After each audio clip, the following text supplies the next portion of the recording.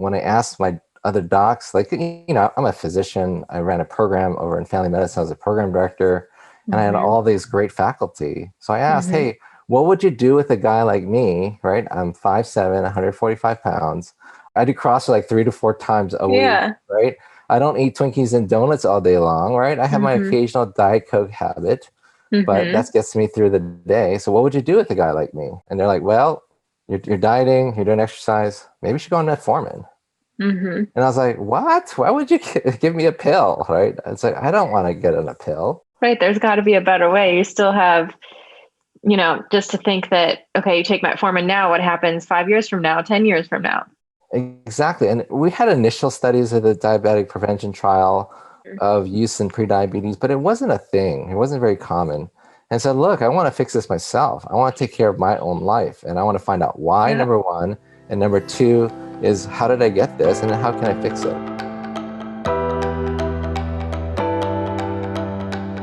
Hello, and welcome to Pursuing Health. I'm Dr. Julie Fouché, family physician and former CrossFit Games athlete. Here, I bring you information and inspiration to help bridge the gap between fitness and medicine and support your journey toward your healthiest self. This episode is one of a series of Pursuing Health stories. Here, I feature the inspiring stories of regular, everyday people who've used lifestyle to overcome some incredible health challenges.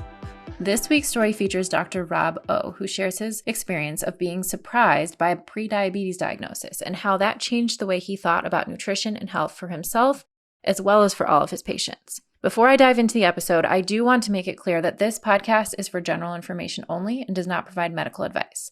I recommend that you seek assistance from your personal physician for any health conditions or concerns.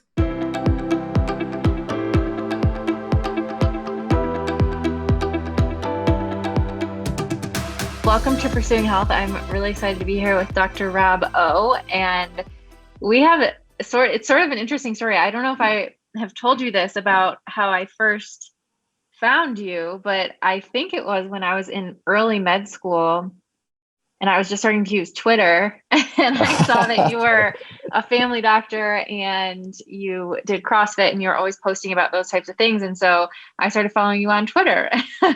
Awesome. Well, that's And then, cool. yeah, years later, we finally met at a level 1 seminar that you came Yep. to, one of the level ones they were doing for physicians. And we've been talking about doing a podcast forever. So I'm Right. so excited that the time has finally come. So thank you for being here.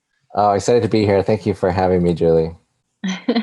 Well, let's just start off with sort of your path and how you got to. I know you are a family doctor, sports medicine doctor, Mhm. military doctor. I mean, why did you decide to go into medicine, or what led you into medicine in the first place, and what led you to the Army? Yeah, those are great questions. So interesting. I was actually wanted to be a psychiatrist, so, Okay, which is kind of cool, right?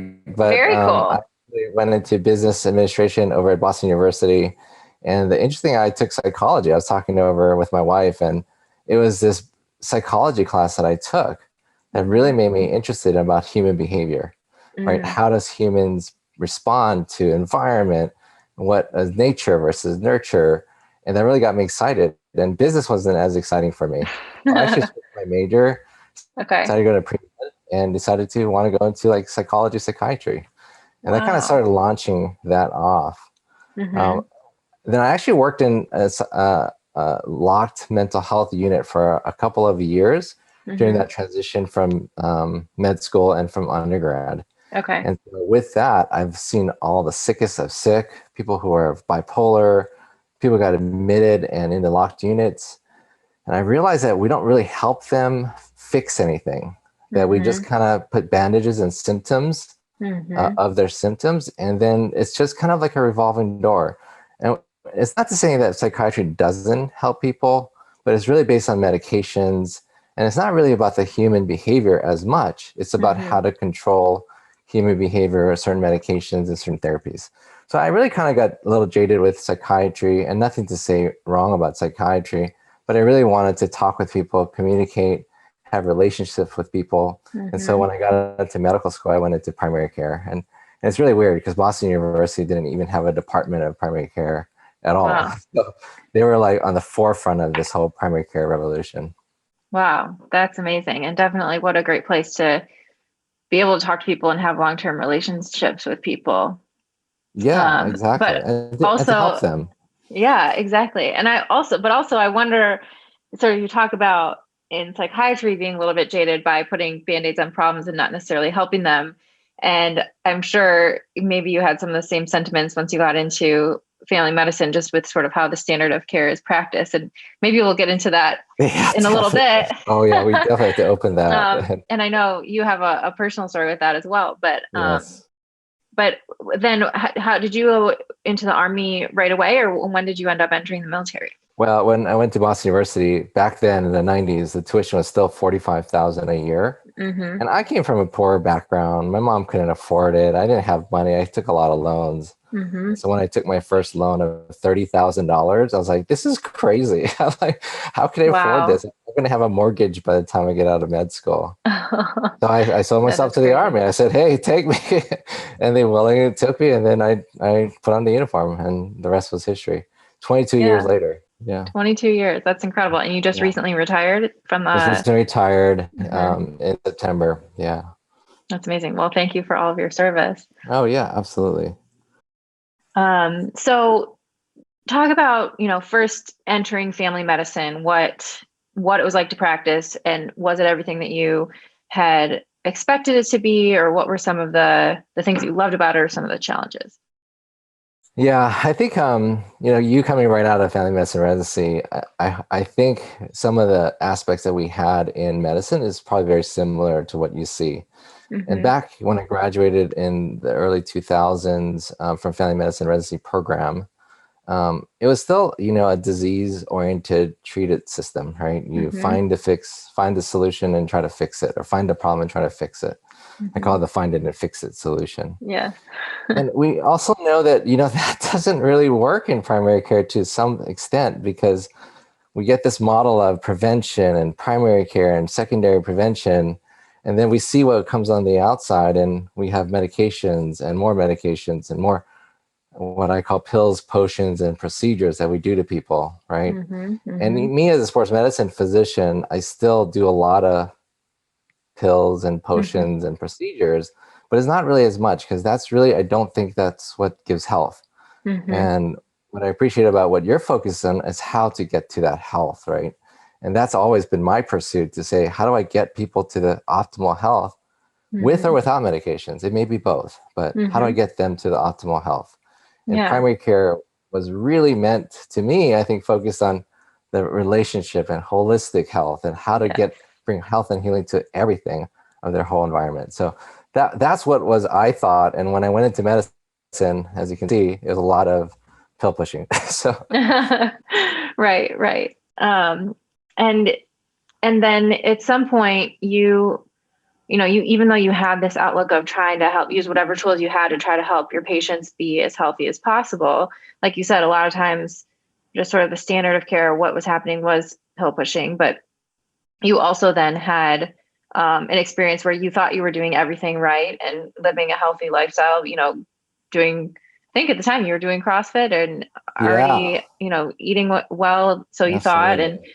taking care of yourself. And then you found out that maybe that wasn't the case. So Yeah. talk us through your personal story there. Yeah, to me, that's the life-changing part of what happened to me. It Mm-hmm. was in 2011, roughly. But just to predate that, I found in 2011, I found out I had prediabetes. And that was really shocking to me, because let's Mm-hmm. predate that a little bit more, 2005 and 2006. So this is during the Iraq War. I got sent to war. I was a physician with one of the units downrange. We went down Mm-hmm. into Kirkuk, and we plopped there for 15 months. And that was a 15-month deployment. It was Mm-hmm. miserable at times, it was like the best of times, the worst of times, right? And so things are there. We're seeing all this stuff, and there's moments of chaos and war and tragedy, but there's also moments of downtime. Mm-hmm. And there's really moments of like, okay, I got nothing to do today. Let me go out to the gym and work out, right? Mm-hmm. And that's what we do, right? We just work out, and then we take care of patients, and we respond to trauma, and we go work out again, because there's nothing else to do, right? It's like Groundhog's Day over and over. Yeah, And for so 15 one months. day, my routine was getting stale. I was just doing regular, running on a treadmill. It's hot in Iraq. You don't want to run outside. And Yeah, so, that sounds rough. running a treadmill, pump some iron, doing some, Uh-huh. lift those weights and work on my mirror muscles, my pecs and my quads, right? And work on those Sit ups and muscles. your bicep curls. Yeah, exactly, right? And I thought Yeah. that was what health and fitness was. And then this guy says, "Hey, let's try this thing called CrossFit." I was like, "What the heck is that?" Hmm. So I started my CrossFit journey there, and we can talk more about that. But with And that that, was pretty early for CrossFit. I mean, obviously military caught on to it much more quickly, but 2007 was that was when you started, was pretty early yeah, it was on in main the, site. It was hmm OG. It was like text based. I commented, watched a video, figured yeah. out a lift and tried it in the gym, right? So that's kind Yeah. of what it was. Watch a video. Yeah. That's great. Yeah. And so it was really, really the old school CrossFit style. And that's when kettlebells, nobody knew what a kettlebell was and all this stuff. We Yeah. didn't have any kettlebells in the gym. So all of those things that we did. And then we really caught on to that. So that was previous to all of that in 2007. And I continue that, we tried to eat healthy. I was 35. I thought I was eating healthy. And then all of a sudden I get diagnosed with prediabetes. Hmm. And the funny thing is before I went to war, I did I went to an insurance company to get a rider on my insurance, Hmm. just to ensure that if anything happens to me, my wife and my family would be taken care of. Hmm. So they said, "Hey, we normally require a medical exam, but we're going to forego it because you don't smoke. You're pretty Hmm. healthy. You're in the military. So Hmm. let's forego it. And when you come back from the war, let's figure out your exam to lower the rates." So Hmm. I did that. So I didn't think much of it. So finally, when I came back from the war, late 2007, I decided to finally go under my medical exam. And Hmm. then they called me. This is the guy with a little briefcase comes over with his little Yeah. EKG machine and pulls his blood and said, "Yeah, you should be fine." Does his questionnaire and it goes off. And then later on, when they come back to tell me what my rates were, they said, "Well, you should probably stick with your current rates because the way your risk is, your rates would probably be higher." Wow. And then I was like, "Well, what's that risk?" Yeah. He said, "Well, your A1C was 5.4." And I was like, "What? What? That's normal, right?" And I was like, Yeah. "That's really normal for me. What are you talking about? That's crazy. You guys don't know anything you're talking about, right?" And here I Yeah. thought, right? They Yeah. said, "No, you're a little bit at risk, and so I would just stick with the regular plan." And little that I knew it back then is the actuarians probably have a better idea of life expectancy than any Yeah. one of us. And little do we know that right around 5.3, 5.4 A1C, that's when your increased risk goes up for getting diabetes. And so Hmm. it already was there in 2006. And the question was why, and then we can go into why I think it was. But then Hmm. in 2010 and 2011, when I realized that, hey, maybe this has something to do with it, I got my normal routine medical exam.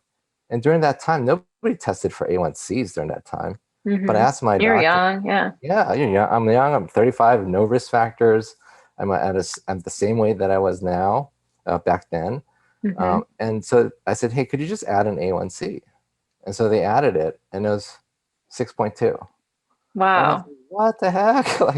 And that's when prediabetes was a sort of a thing back then. And so Hmm. I got really freaked out, and that really changed my life, and that really changed the concept of what I thought, what medicine was about, and how I could fix health, right? Because Yeah. with that diagnosis in 2011, that was such a key change for me. Um, and when I asked my other docs, like, I'm a physician, I ran a program over in family medicine, I was a program director, and I had Hmm. all these great faculty. So I asked, Hmm. "Hey, what would you do with a guy like me, right? I'm 5'7", 145 pounds. I do CrossFit like 3 to 4 times a week, Yeah. right? I don't eat Twinkies and donuts all day long, right? I have my Hmm. occasional Diet Coke habit, but Hmm. that gets me through the day. So what would you do with a guy like me?" And they're like, "Well, you're dieting, you're doing exercise. Maybe you should go on metformin." Hmm. And I was like, "What? Why would you give me a pill?" Right? It's like, I don't want to get on a pill. Right. There's got to be a better way. You still have, just to think that, okay, you take metformin now, what happens 5 years from now, 10 years from now? Exactly. And we had initial studies of the diabetic prevention trial Hmm. of use in prediabetes, but it wasn't a thing. It wasn't very common. And so, look, I want to fix this myself. I want to take care of my own life, and I want to find out why, Yeah. number one, and number two is how did I get this, and then how can I fix it, right? And so during that time frame, 2011, Rob Wolf had a book called The Paleo Diet. I said, what the hell? I'm just going to read it, right? Yeah. And did it. Do you and remember how you found it or how you heard of it?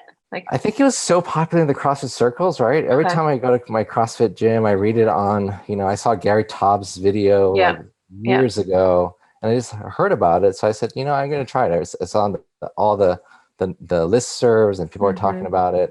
And so I'm going to try Rob Wolf's book. And I read it. And then in that book, it says, why not just give 30 days a chance? It could change your life. I was like, okay, well, sure, why not? Yeah, why not? It's worth I a just shot. did it. Better than metformin, right? And so I gave it a shot, and then literally I had my A1C checked about a month after going on that diet. It went back to 5.4, which is crazy.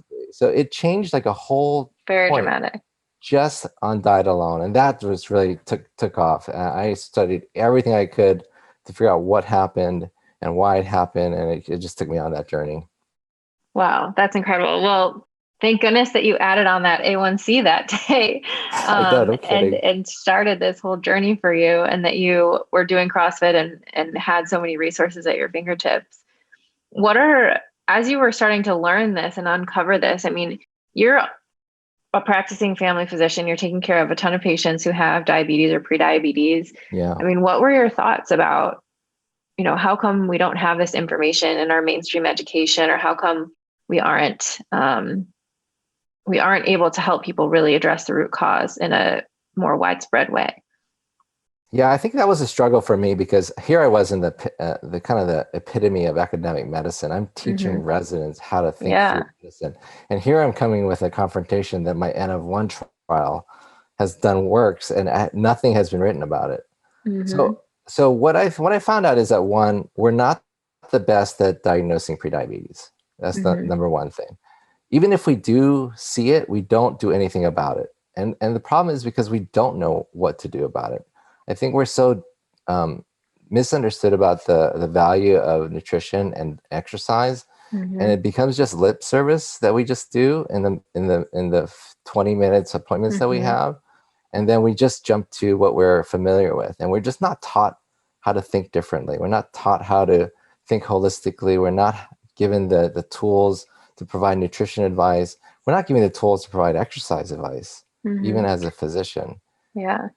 And I think sometimes we get so, at least what I see is, I think people do get jaded to the point where they say, well, we can talk about nutrition and exercise all the time, but it never really works, or people don't do it, or they come back and nothing's changed. And so it's almost like you said, lip service, like, we'll talk about this, but I know you're going to come back and we're going to talk about medication sometime soon. And so it's almost like a lot of times we don't believe in ourselves or in our patients enough that they, or don't have the right information for them to be able to really take this into their own hands.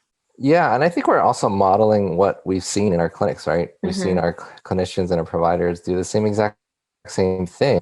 They just say, hey, focus on nutrition or diet and exercise. This is how we say it.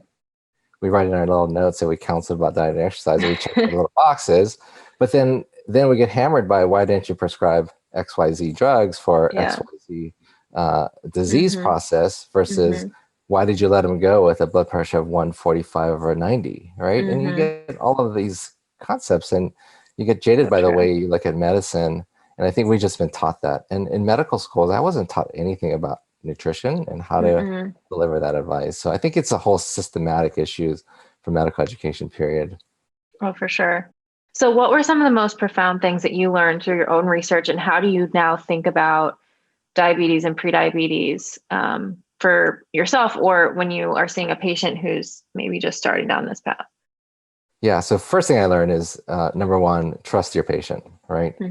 If they feel something is wrong, if they have some intuition, you might want to go with it, right? As a clinician, as a physician, I probably had a little more influence of letting my doctors do the test that I needed them to do. But sometimes some patients may not have that empowerment to do that.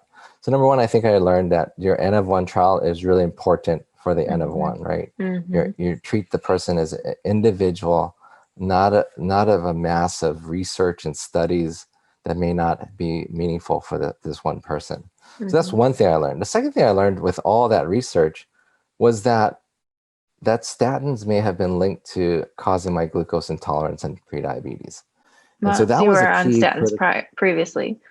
Yeah, and for I was on for 10 years for it before it Mhm. previously. And I think there's something to that link of statins and diabetes.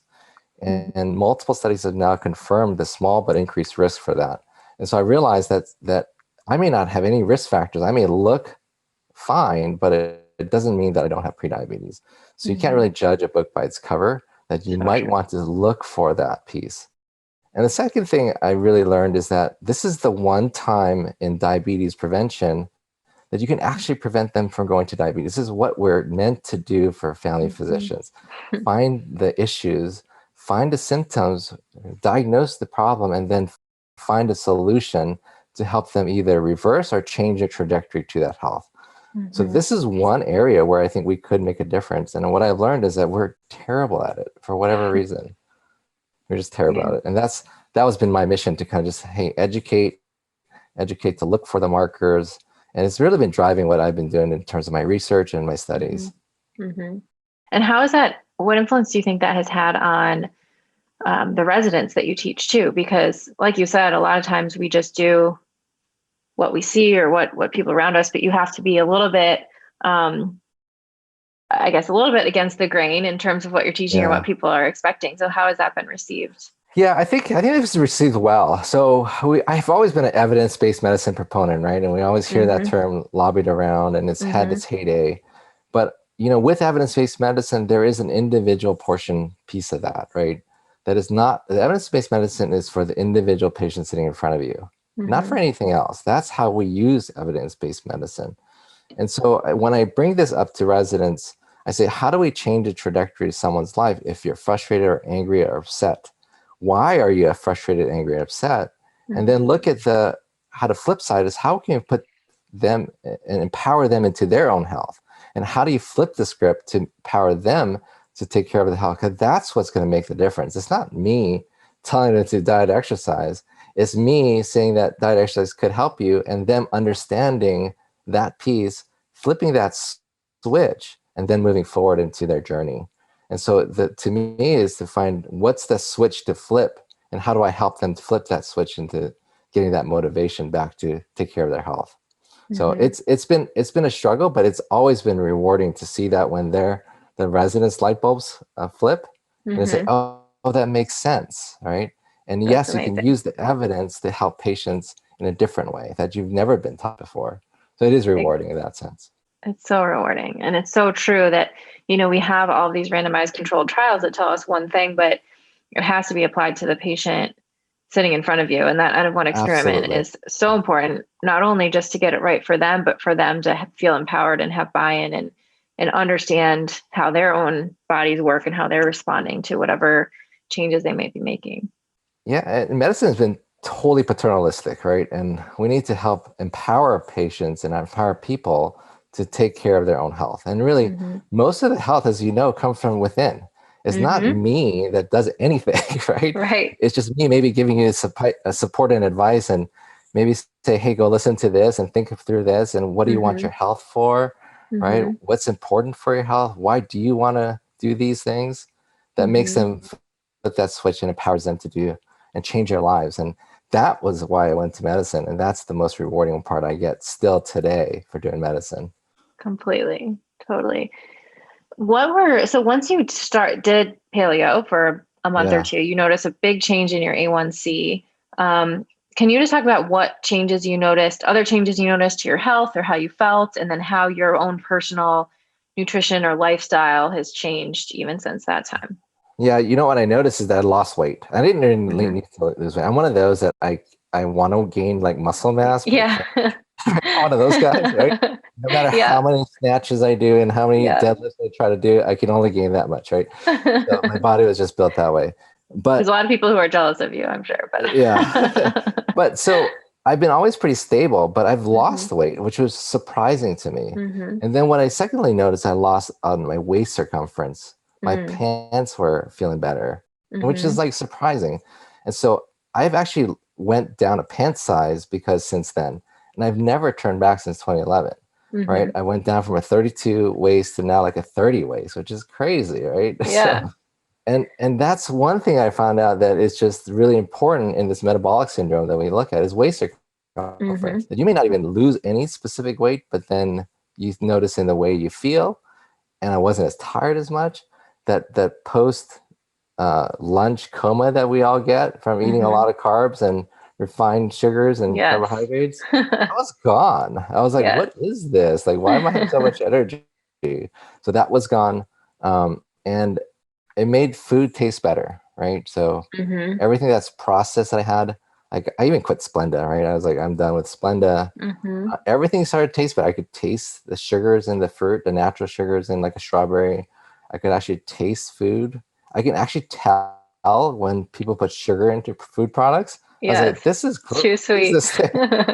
Yeah, so it made food actually better for me. So that was really cool. So it made me less tired, made food better for me, and it was just rewarding to see your body change in front of like within a month, you know. And I love what you said too about waist circumference, because it's true. There's so many different factors that you can track on when you're trying to catch metabolic syndrome early. And a lot of times we don't really look at all of them. I mean, we're checking lipids or A1Cs sometimes, but checking waist circumference is something that can be really useful, or that waist to hip ratio.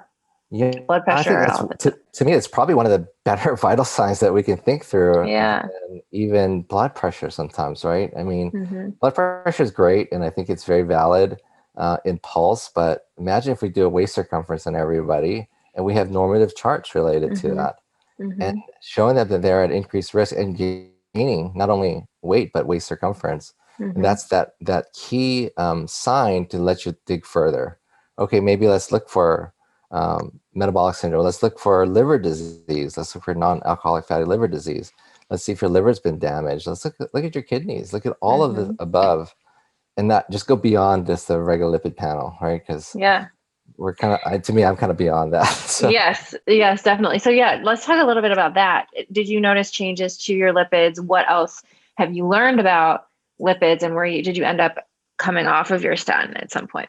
Yeah. So interesting thing is the N of 1 study is not really precise. So I stopped my statin and did paleo at the same time. So I didn't know what happened. So my LDL obviously went up. My LDL went up, but what I really found out, my triglyceride to HDL ratio dropped dramatically. And that's another easy marker of insulin resistance is your triglyceride to HDL ratio. And that went 2-to-1 to almost 1-to-1. So my triglyceride, which was normal, like 100 and something, went down to like 70 or 60, and my HDL went to like 80 to 90. Wow. Which is amazing. Crazy. Yeah. And so this is all from just nutrition and continuing CrossFit. When I was doing CrossFit, my triglycerides were in the hundreds. My HDLs were in the 40s to 50s, right? Kind of that low normal standpoint. But as soon as I switched to paleo and really have a low carb diet, then that numbers switch. It completely flipped. And what I've learned now, that's a true marker of insulin sensitivity. That your triglyceride to HDL ratio. I look at that all the time. That's why I still get fasting lipids. Yeah. Even though most of the people say you don't need fasting lipids for LDL. True, but you need it for triglycerides. For triglycerides, yeah. That's great. Have you noticed, so you obviously found this approach to work really well for you, basically paleo, low carb. Is that something that you routinely recommend to patients, or have you had patients respond differently and need to make adjustments to different diets for their N of 1 experiments? So when I initially started, when I found out, hey, this thing is working, I thought everything was magic, right? So it's like, hey, just throw a little paleo and it'll fix everything. It'll fix everything, yeah. It'll fix everything, right? And I was just kind of like those, like, you can do this. And I did it. And of course, that didn't work. Which is natural to do, right? When something is so life-changing for you, you just want everyone else to experience that. Yeah, absolutely. And it's great. Some people really latch onto it. Some people are like, what are you talking about, doc? Yeah. Right. So you always have to individualize it. So what I've learned is you have to individualize what I do. And the most profound changes that I've made is in my sports medicine clinic, which is kind of crazy, right? So when people come with a lot of musculoskeletal pain, when I basically say, hey, I can help you get better, but when I look at their weight and they're overweight, I really say, hey, you're a little bit overweight. Weight loss will help your knees, and weight loss will help you do better. And Mm-hmm. so when I have that conversation, that just opens that conversation. And when they say I've tried every exercise to get better and all that stuff, Mm-hmm. and say, well, it's really not about exercise per se. It's really more about food, and that Mm-hmm. you can control. And then I dive in a little further if they're interested. If they're not interested, I just stop. There's no Mm-hmm. point in pushing an agenda if they're not If interested. they're not ready, But if I yeah. open, yeah, if they open that door and they're interested, I started about low carb. I talk about different diets, and I said, hey, this is what's worked for me. I've noticed you have diabetes. We can start looking at taking some off some medications if you want. And Mm-hmm. but you have to work on this and work closely with me or another doctor to Mm-hmm. supervise your deprescription of insulin, deprescription Mm-hmm. of medications. Mm-hmm. And people really love it, and Mm-hmm. that's really cool. If they have no inkling and just do that and they just want a medication, it's okay. I meet them where they are and Mm-hmm. provide them the healing that I can, and then wait for the next opportunity. So Mm-hmm. that's how I produce that kind of change. And I know that low carb doesn't work for everybody, but low carb works for a lot of people, Mm-hmm. especially those with diabetes and Especially, prediabetes. yeah, metabolic syndrome and diabetes is a really Yes. great place to start. And I'm sure it's also been very powerful for you to be able to share your own story or your own experience with patients too. Because a lot of times I think it's hard for them to maybe feel like you can relate as their doctor, and knowing that you've been through it, I think has probably been powerful. Has that, do you think that's been the case? Yeah, I think I do better when I have my own ailments, right? So Yeah. I look up things more. I get more interested in my own ailments, and I try to Yes. fix myself. That's why I got interested in shoulders for CrossFit. I got interested Yeah. in issues with diabetes. I got interested in statins and LDLs because I wanted to help myself, right? Yeah. And so, just like I'm sure with your injuries with your Achilles, you're a big probably understanding of what's the best treatments, and then you can talk to your people, your Hmm. patients about what my experience were and how I approach things, and you just have that more credibility and just this vulnerability of saying that, hey, I've been through your shoes. I know exactly what it's like, and how Hmm. can I help support you? Hmm. That's so true. So true. So if you could go back, or maybe not go back, just right now, like if you had a magic wand and you could change how we do primary care, or how we take care of patients who may be having metabolic syndrome or some aspect of prediabetes or going down that path, what what do you think would be the most important changes that we make, either as a medical system or as a society, in order to help those people? That's Well, a big question. I think it's well, I've been thinking about it a lot because I think Yeah. medicine's broken, right? It's the Yeah. financial system. Yeah. It's the payment system. It's the incentives that we place on our physicians. If you Hmm. incentivize to make a widget, they'll make a widget, right? If you Hmm. incentivize to do 99214s in our views, they'll make Yeah. 99214s in our views. You Yeah. don't get a lot of 99214s with dietary counseling and stuff. You don't get paid that much. Like Hmm. things like dry needling that you can do in the clinic, you can't even get paid for it Hmm. because you don't inject the medicine, That's right? true. So you have to inject the medicine to then get paid for it. It's So so messed up. it's really It's warped, so true. right? It's so true. And And for so people the listening, financial the model has changed. the 99214 is just a visit type. So it's like a higher billing code that you can get if you do more things in the visit or spend more time. Yeah, and Um, the financial models are warped, and that's what needs to change. And I really do think that direct primary care has a way forward, as because hmm. it puts the empowerment back into the individual to take care of their own health and to Hmm. be partners in their health, just like we need to be. Right. The incentives are definitely more aligned. So I think there's a lot of potential Yeah. there for sure. All right. Well, one other thing I wanted to ask you about was CGMs. Have you been using CGMs much for yourself, or continuous glucose monitors, or for your patients? Is that something that you have found to be helpful? Yeah, I biohack a lot. So, Yeah. one thing I found out is you got to be your own proponent for health, right? And you Hmm. have to be your own advocate. And just like in anything else, is you want things to change, you got to be your own advocate for that change. And Hmm. so I convinced one of my physicians to prescribe me a Freestyle Libra, and Hmm. I played around with it for probably a good 3 months. And really, it was fascinating to see just the amounts Hmm. of excursions you get with different type of food, and Hmm. it changes behaviors. And now I think I understand it to where I don't do it religiously, but I have it available if I need Yeah. to, because it can be cost prohibitive.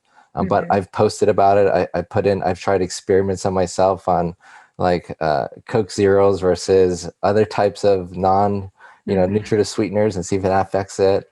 I've done experiments on what type of carbs. I've done experiments with alcohol, all of the above, right? And figure out what does it do to do my excursions, and how does stress response, right? And we know that stress increases cortisol level, and it's crazy. Like important meetings, important things, you can see my blood sugar rise during those times when I have these important meetings I'm preparing for, or the stresses of that meeting. And it goes up or to you're like sleep deprived and stressed. you're sleep deprived, stressed. Then you have a Coke Zero. Then what happens? All of the above, right? So yes, a it's been great fun tool to play for N of 1 experiments. That's for sure. And then with that, I've been prescribing to my patients. I said, hey, you want to give this a try? You're going to have to pay out of pocket, but this is the benefits of it. And the people who try it continue on it. And that's the great thing. It's they understand it makes a difference, and they pay for it out of their own pocket if they can afford it. I actually tried to get it approved through the military system, and they denied it, which is kind of crazy, right? So trying to help someone's health, denying it because there's no indications for the non-type 1 diabetes with, I don't even know what the indications are for it, but type 1 diabetes really. Gosh, well, I'm hoping that will change soon, because obviously being able to have that type of information and change behaviors early on is going to save a lot more costs in the long run. And I do see them becoming a lot more popular. So I'm hopeful that they'll be reimbursed. So I think that's where you're out of the reimbursement system or the incentives of your employee, and you can give them the power to do it.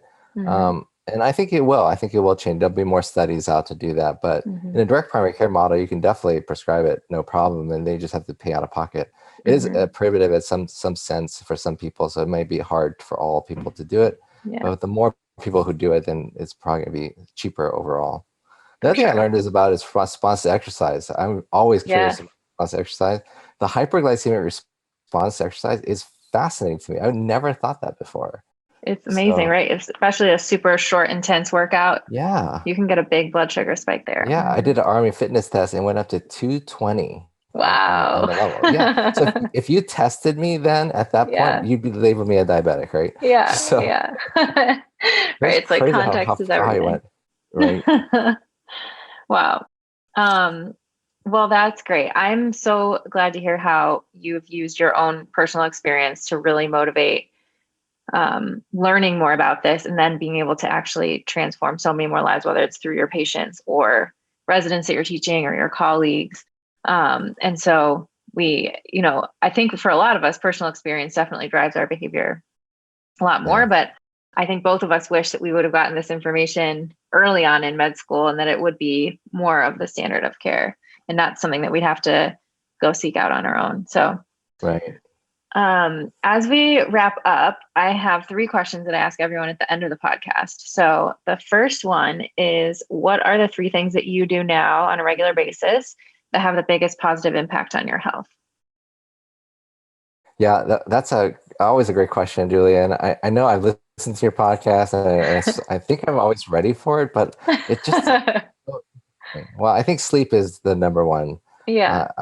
I can't imagine how the Army functions on like 4.5 hours of sleep, or anybody. No. And so I think optimizing sleep is really important. That really is the food and what I call the food for your brain, right? Your brain food. And you need your brain to function through the day and to get healthy. So sleep is really important. What's your sleep routine? Do you have you had trouble getting enough sleep, or do you do anything in particular to make sure you get good quality and quantity of sleep? I think getting to bed on time is very important. That's the hardest part, right? Yeah. Then it really messes up the next day, because your day usually starts at the same time every day. So we can control it, but sometimes obviously life happens where we can't. So getting to bed on the right time is really important. I think also stresses at work for me is really hard. It keeps me up at night at times. And when I do wake up, and I feel like sometimes it's hard to get back to sleep. So I use other modalities like Headspace or Calm to kind of get through that, kind of that mindful exercise to kind of get you back into sleep without working on the stresses of life too much. So that's been helpful. So yeah, sleep has always been hard. It's a tough one in the world that we live in, but so important, like you said. All Yeah. right, two And the more. second, Sorry. two more. Yeah. And then the second thing is obviously nutrition. Hmm. Nutrition is so important for health, and getting back to what we've been designed to eat, right? So I don't think we've been designed to eat donuts and Pop Tarts, but are we Hmm. designed to eat vegetables and fruits and those things, right? And Yep. then to really look at that and how to control that with my metabolic dysfunction is the carbs that I look at, I have to look at with a grain of salt, right? That I Hmm. can't have that carb that I needed or wanted back in the past. And Hmm. so I always have to look at that. And I'll have my cheats and enjoy a cake or whatever, but I try to really limit that piece because I know it affects my health. Hmm. And the last thing is staying healthy and how to stay healthy. I think it's relationships. I used to think it's exercise, Yeah. right? And I Hmm. say, exercise is important, but I think doing daily life with relationships can meet that exercise. For example, we went snowshoeing yesterday. Oh, And that was fun. so fun, right? At the mountain, and it was great. But we did it, physically distanced with friends and families Hmm. that we have, and so we could get to the mountain, go Hmm. outside, and enjoy nature. And so that relationship will build that camaraderie and just to have that people. And so we're social beings, and we need to be Hmm. social. And so I think that's relationship, even over Hmm. exercise, even though I love exercise. I So that totally would be, agree. Yeah, I couldn't agree more. As much as I love exercise too, and even nutrition and sleep, like I almost would put relationships first now, just knowing how important that is, because if you don't have the right people around you and your heart isn't right, then all the other things that you can do are never going to, yeah, they're just icing on the cake. So, yeah. so I love that you said that. And I think, just to expand it further, if I can add a fourth, is something called ikigai, which I've sort of learned. Yes, I don't know if you purpose. learned that. Is I love that. ikigai is about happiness, right? It's a Yes. Japanese word for finding Mhm. happiness. And I saw this and I read about it and I was like, wow, this is really Mhm. right on. Mhm. And so I love that concept. And I can explain it if you're Yeah, like, go ahead. I just think of the Venn diagram. I can't remember all the things, but something about what you love to do, what you're good at, what the world needs, or something that fills a need for the world or for yeah. people, So I and look where at it those as, all overlap. yeah, the Venn diagram at the top is what you love, right? So you Mhm. could say, I love CrossFit, right? And Mhm. then on the bottom of that Venn diagram is what you can get paid for. I Mhm. can't get paid for doing CrossFit, right? So that Right. never will make my ikigai. Then the other thing is what you're really good at, right? And Mhm. so if you're really good at it and you can get paid for it, that could be like your profession, right? If you're Mhm. really good at medicine, you get paid for it, great.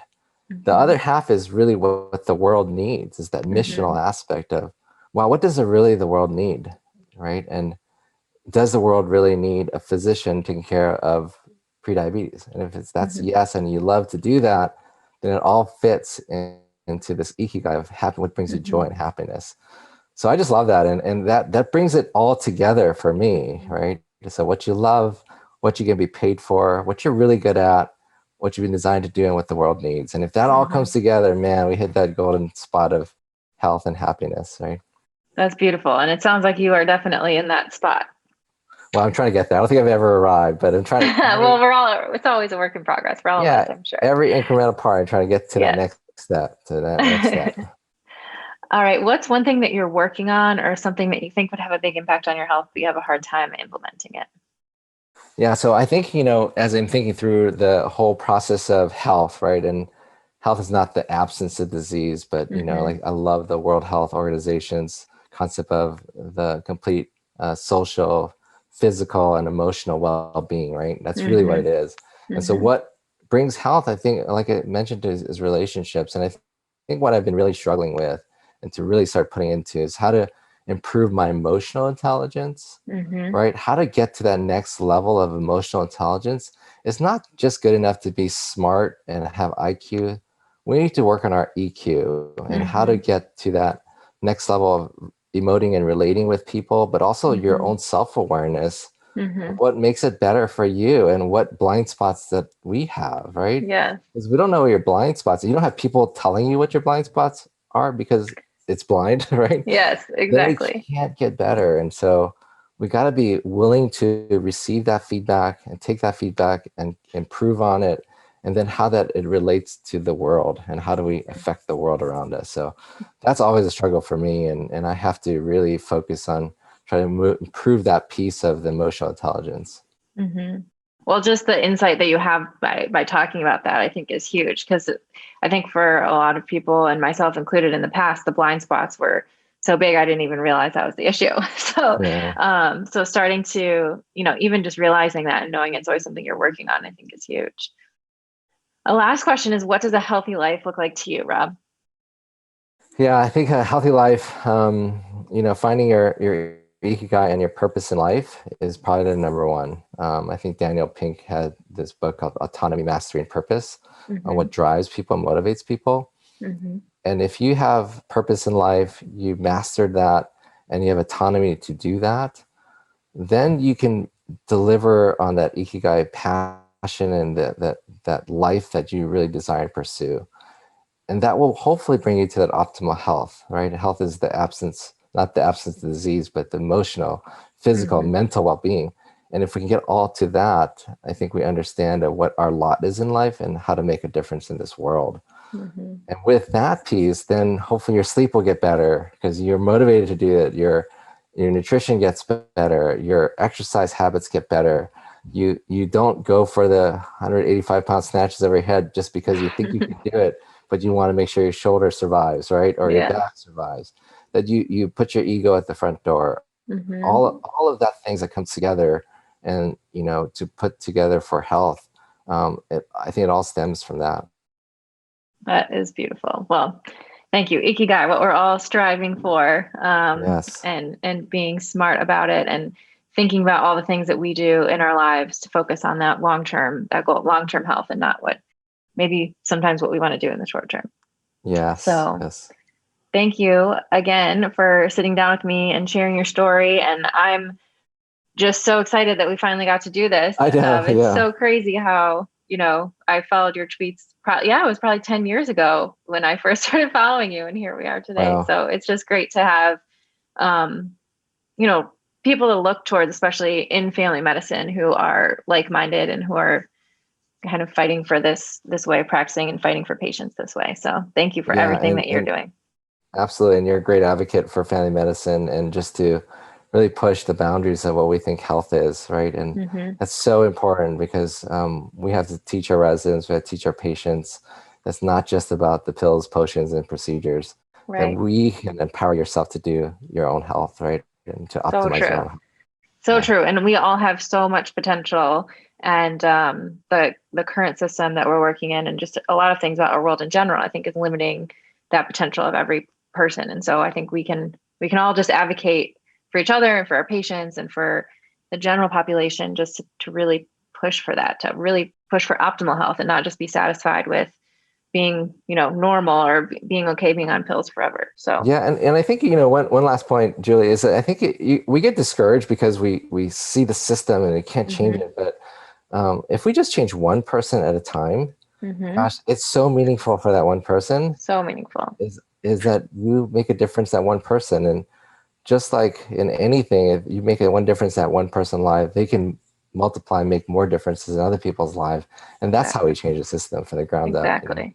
Power in numbers. It's so true. Well, thank you so much, Rob. I really appreciate this conversation, and thanks again for everything that you do. Thank you, Julie.